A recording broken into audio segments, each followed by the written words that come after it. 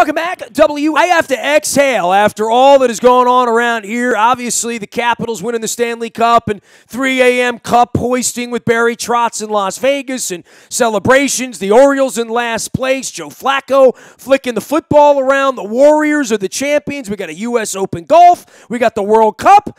And somewhere in all of that, somehow, it was only 3 weeks ago that Bob Baffert came in here to Old Hilltop and won the second leg of the Triple Crown this weekend in Elmont, New York at Belmont Park, where they're apparently building a hockey team there and bringing the Islanders in soon. Bob Baffert went into the big track and the roar of the crowd. Marty McGee from the Daily Racing Form has been my friend for more than 3 decades now. Hard to believe it's been 32 years since you and I saw Paul Simon together on the Graceland Tour at Merriweather. It's been now 3 summers since you and I swapped for the Bone Marrow Registry down there in Cincinnati. And I know 3 years ago you and I were in Cincinnati and we were like, I wonder if we'll ever see a Triple Crown winner again. And Marty, it's kind of incredible that I guess these things come in streaks to some degree. But, here this horse wins a Triple Crown again, and here we are talking about something that you and I spent the first 30 years of our friendship discussing as though it might never happen. Yeah. How you doing there, Nestor? It's like I've seen a number of sports columnists on Twitter now saying, well, when do I start writing my columns of is the Triple Crown becoming too easy? So, yes. It's a cyclical thing. It's just a random sort of thing where, these 2 horses, American Pharoah and Justify, have made it look easy. We know that it's not. We've had people wringing their hands over the past 30-something years thinking, do we need to change the distances or the dates or some other sort of conditions? But now they're saying, it just looks easy. So, yeah, it's an historical thing. It's got to be, you got to take a wide view on the whole way it's come about. The one misgiving I and other fans might have is like Bob Baffert, give somebody else a turn. Well, it would have been, seems like it would have been so much more exciting and invigorating and interesting if it wasn't Bob yet again back on the main stage. You and I are huge fans of Bob Baffert. Don't get me wrong about that. But back in the 70s, you had different people. The Lucian Lawrence and Penny Twitties won it with Secretariat. Then you had the newbies from the state of Washington and Billy Turner winning with Seattle Slew. Then you had Laz Barrera and the Wolfsons winning with the Firm. So, and then we had the Maryland people try and do it in 79, Bud Delp et al.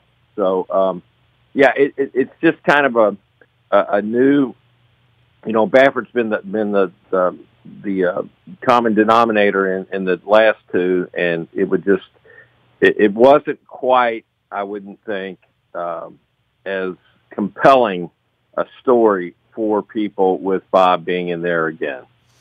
He is Marty McGee. He is DRF McGee out on Twitter and writing about all things horse racing, even when sort of it fades a little bit right now. And I guess for the industry, for the people that are invested in this, for everybody in the industry, this can't fade. This can't be, we have no Triple Crown winner. When's Breeders' Cup, right? I mean, they need to jump on this, and Baffert's the kind of guy who can do that, who sits at the front of class and all that stuff. What happens here for horse racing in the aftermath of this? And I think the aftermath of American Pharoah was this incredible tour for the horse, and Bob getting out in front of it, and the horse being kind of friendly and people friendly. And I've talked to Bob at length about that the last couple of years and what that means. Apparently that won't be the case, but there's a lot of money at stake as a stallion, all of that you understand far more than me. That when I sit up at Michael's Cafe in Timonium and I watch horsemen come in and I watch the Preakness there and I hear about them bidding on foals across the street that week, I know that whole industry. That really is what's at play here when you win a Triple Crown, right? Yeah, this week there's a lot of moving parts to this, Nestor. I'm in Kentucky, and we have a big night this coming Saturday night, June 16th, with the Stephen Foster. It's going to be on NBC Sports Network, and it's more or less the unofficial kickoff to the Breeders' Cup. And coincidentally, just like American Pharoah 3 years ago when he won the Triple Crown and made his final start in the Breeders' Cup Classic at Keeneland, this year the Breeders' Cup is back in Kentucky for the first time since 2015 at Churchill Downs. And many people are hoping that the WinStar people and Baffert will be working backward from that race. It's on November the 3rd. And I think they're talking about maybe running him 2 or 3 times before that. I think the most logical thing would be to do the same thing that American Pharoah did, which was to run in the Haskell at Monmouth, which is late July, and then the Travers in late August at Saratoga, and then maybe just running one more time here at Churchill Downs. So the reported figure on his stud value was $60 million. I think there was a kicker involved if he had won the Triple Crown, which obviously he did.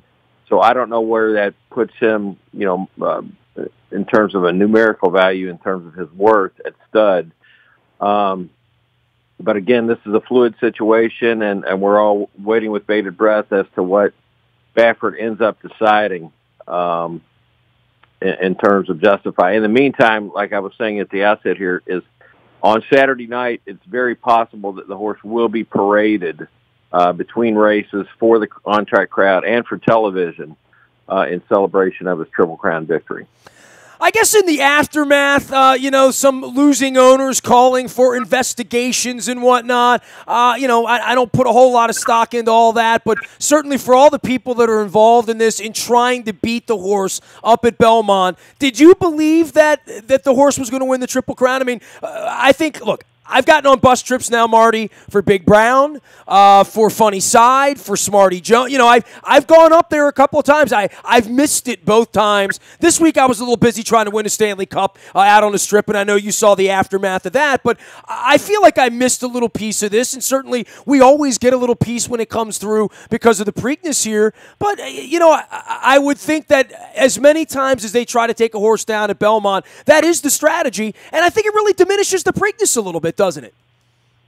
Well, if you're talking about the incident with Restoring Hope, more kind of being a blocker, is that what you're Yes, referring well, to? in part, I mean, just in the aftermath that everybody's trying to take down the triple, that everybody wants it to happen, but nobody wants it to happen who's in the race. Yeah, I don't think that was done on purpose. I mean, Florent Giroux was the rider of Restoring Hope, and he got away a little bit badly, and then he was out on a certain part of the track, and it looked like maybe he was leading interference for Justify as Justify went on to the lead. I don't put a lot of credence in that, mostly because it's really difficult, Nestor, to create a scenario, even in hindsight, whereby one of these other horses was going to pass Justify. You're talking about Noble Indy maybe being blocked by Restoring Hope, but he was off poorly himself. He was supposedly the other speed.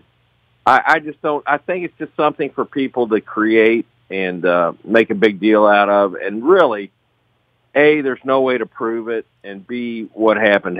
So I'm going to let it die in my mind. Marty McGee from the Daily Racing Form here. I guess in talking about the Preakness in the second leg, where a lot of horses lay back, a lot of horsemen lay back because of the 2-week period, I don't think there's anything changing about the 2-week, 3-week thing that has been going on now for whatever. It's been 40 or 50 years. I know it wasn't always that way, and we've discussed all of that. But the better horses tend to wait it off and wait for Belmont, right? And that would be the strategy if you're trying to win. I do worry that we're not getting the best horses to the Preakness, and certainly we're getting a lot of juice for having a Triple Crown when the second leg becomes an easier leg for the Derby winner. Yeah, absolutely. I mean, I think the most shining example would be Empire Maker back in the Smarty Jones year, 2003, when he ran second in the Derby. 2003 Funny Side, when he got beat by Funny Side. He was second to him in the Derby, laid back, and then he just crushed him in the Belmont. So, I bet against Justify on Saturday, thinking that maybe Todd Pletcher again had a horse ready for him, and Vino Rosso. Vino Rosso took a pretty good run at him with about a half mile, 3/8 to go. Just wasn't good enough. But yeah, that's the thought, is that a lot of these guys, most notably Pletcher, gets as many horses as he can ready for the Derby, runs as many as he can, 3, 4, 5. And then whoever doesn't win, he saves them for the Belmont, who's apt to go that distance. So I think the Preakness is, all in all, the easiest one to win because of that, because of how it's just kind of sorted itself out in terms of how the competition will weight. Everybody wants to win the Derby, of course. And then once they regroup post-Derby, the Preakness has kind of been victimized in terms of the number and quality of horses they get, as the Triple Crown unfolds. Marty McGee is here. He is DRF. That's Daily Racing Form McGee out in Lexington and Louisville and everywhere the horses run in the Bluegrass State. You can find him out on Twitter, and we find him anytime we need horse racing information. He's been my pal for a better part of 3 decades now going on. Do you watch hockey at all? I mean, I know you lived here for 5 minutes, and I'm sure you probably went to a Caps game or 3 in your time down on the freeway in the 1980s. Any thoughts on Ovechkin winning? I know you're a sportsman as well as a wagerer. Actually, before the semifinals, I bet $60 on the Caps at 3-1. So I was watching with interest. I did, as I knew you would be. Yes, I did go to a couple of Caps games back in the day. And I don't know any of the players other than Ovechkin. Okay, fair enough. You're in Kentucky. You got horses to worry about. I mean, it's like calling somebody in Charlotte. They watch cars that run around a track. I mean, I know we all have sort of our own little secular thing that we're into, but I wonder that if anybody in the state of Kentucky knew that Alex Ovechkin won and that the Caps won the Stanley Cup, or maybe put it on and thought, this is interesting, in the way that you hope to God somebody that never watches horse racing puts it on a couple times a year and says, hey, I like that Bob Baffert guy. He's cool, right? Yeah, that's right. I've spent the whole winter in Florida again this year, and I went to a couple of Panthers games, and it is so much more fun and interesting to be at an arena than watching it on TV. I have a hard time as an old guy anymore following that puck on the television. Well, the other part of it is you get NBC with the Triple Crown. If you just leave the television on, the hockey game comes on right afterward. and Eddie Olczyk somehow is in both places at the same time. Yeah. It's the craziest thing, right?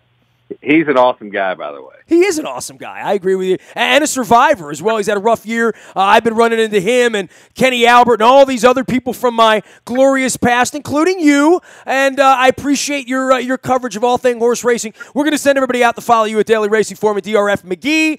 I guess just last shot sort of over the bow for you with horse racing. The big question now is going to be, is this horse better than Secretariat or American Pharoah? Much like in baseball, right, where you have averages and wins and losses and ERA and statistics and all of that. Where does this horse measure against American Pharoah? And I guess from a time standpoint, it doesn't, right? Well, I mean, here's the deal. Seattle Slew was the only other undefeated Triple Crown winner. And his first start after that, Nestor, he got beat. So there's never been a Triple Crown winner to retire undefeated. I think that becomes the quest from this point.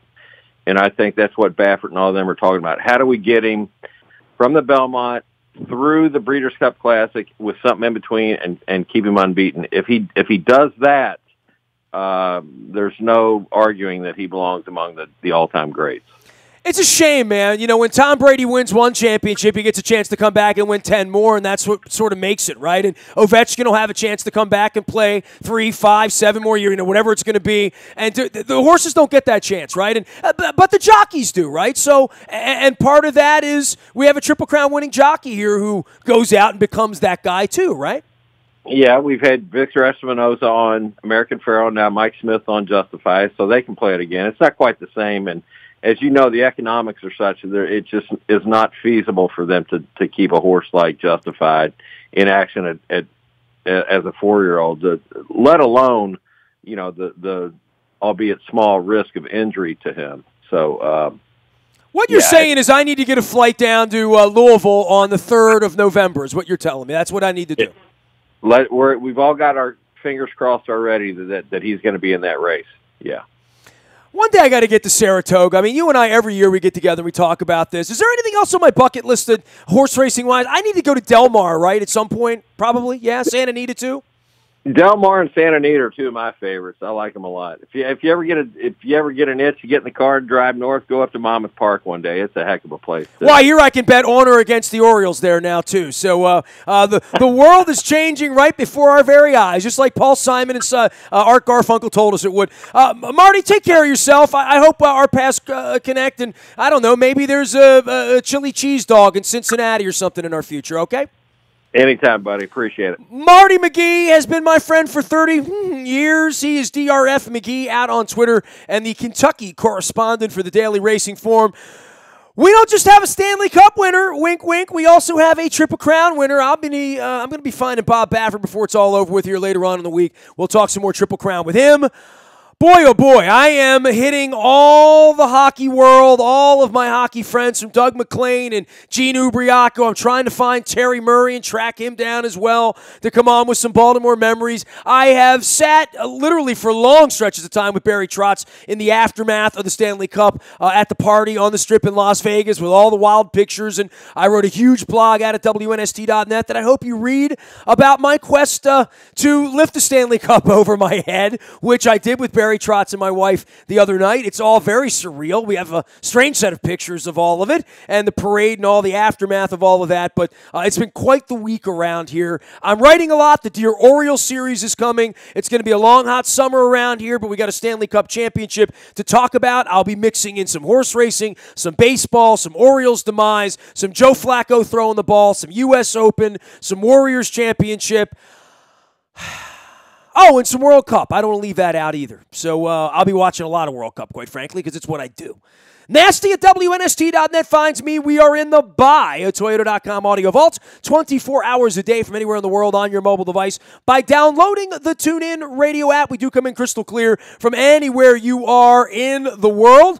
It's the Buy a Toyota.com audio vault. Call Roofing sponsors our Thursday WNST Be More Positive Community and Charity Series. I'll be getting back on the horse here this week with all things community and charity. I got some making up to do, so I'll be making it up, quite frankly. I'm going to track down the little girl that TJ Oshie has been working with who has survived an incredible battle. I want to tell her story and her family story. I'm going to track down TJ Oshie this summer and do that as well. I'm going to be tracking down a bunch of these caps and trying to bring them on over the next couple of months because I don't know them well. I like to know them a little better. It was interesting getting to talk to some of their families in the aftermath of the party the other night. It was quite a bender in Vegas. I don't know what else to say.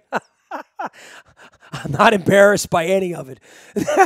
Nasty at WNST.net finds me on the road. We're on Facebook, Twitter, LinkedIn, Snapchat, Instagram. I'll be home a lot. I'll be buzzing around the ballpark. I'm writing letters to Peter Angelos and John Angelos and Dan Duquette and Buck Showalter. I have sharpened my pen in 23 and a half hours of air travel time back and forth from Las Vegas to Baltimore, Baltimore to Las Vegas. It's been a long, strange trip around here the last couple of weeks. The Caps are Stanley Cup champions. The Orioles are in 5th place. And I am Nestor, and you're listening to WNST.net AM 1570 and WNST Towson, Baltimore. And we never stop talking Baltimore sports.